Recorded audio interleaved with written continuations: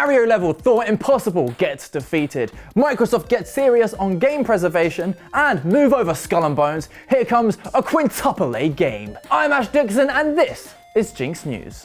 Super Mario Maker was a genius move by Nintendo back in 2015. Mario already had a thriving speedrunning community, and now those incredibly dedicated, skilled, and slightly masochistic players could do the hard work themselves by making the maps. And it was a win-win. Nintendo made a load of money providing the tools, and the players got to use them to craft some of the most insane levels the world has ever seen. The problem is, before the games even had the chance to celebrate its 10th birthday, Nintendo has sent a hit squad to put that creative little down. That's because it was released on the Wii U, and alongside the 3DS, Nintendo is shutting down all of their servers. Now that's all good for those beloved games with offline capabilities like Hello Kitty Cruisers, but for Super Mario Maker, where the whole thing is an online platform to share levels, well, Nintendo might as well be recreating the end of Mice and Men. And bad news, today is the day that Super Mario Maker is going to tend the rabbits.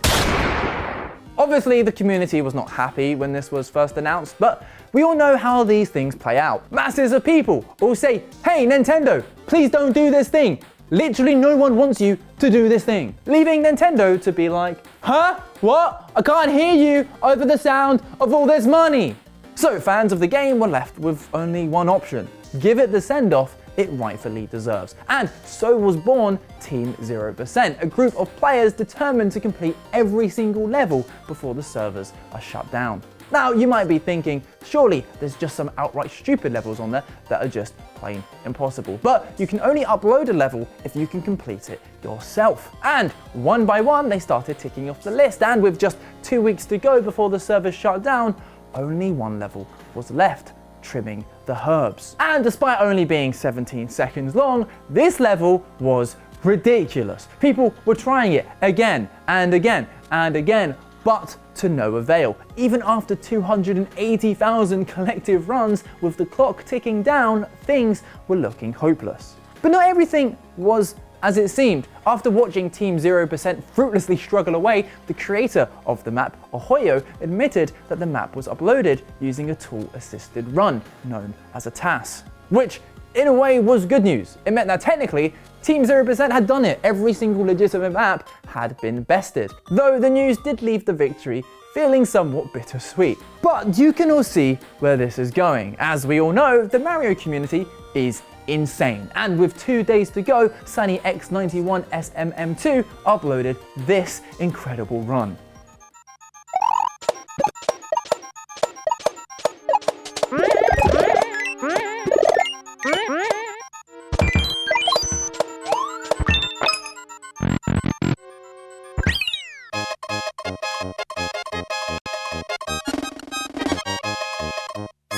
And it's achievements like this that make me love the gaming community. First of all, none of this should even be happening in the first place. When you buy a game, it shouldn't come with some undisclosed expiry date. You should be able to enjoy it for years to come. Yet, in the face of unethical business practices, the community has come together and achieved something truly special.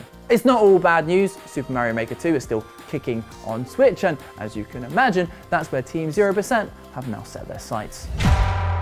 Let's stick to game preservation now, as Microsoft seems keen not to follow in Nintendo's footsteps. Xbox President Sarah Bond has set up a team dedicated to game preservation and forward compatibility. The news comes from leaked Microsoft emails that reiterate their plans for new hardware and reveal a focus on future-proofing their digital game library. And it's refreshing to see a company learn from its mistakes. It feels like only yesterday when they announced the Xbox One, which came mandatory with the Kinect, and it was always online and restricted sharing, buying, and the selling of used games. In fact, it was kind of hilarious how many terrible decisions they made in such quick succession. Decisions Microsoft are yet to recover from. Now, does this new team address all of those issues?